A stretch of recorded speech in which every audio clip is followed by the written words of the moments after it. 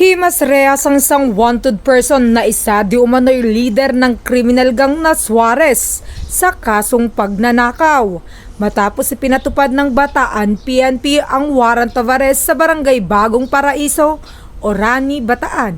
Pinamunuan nito ni Police Colonel Palmer Z. Tria, Provincial Director ng Bataan Police Provincial Office. Siya ay isang tricycle driver, 32 anyos, residente ng Barangay Kabalutan, Orani, Bataan.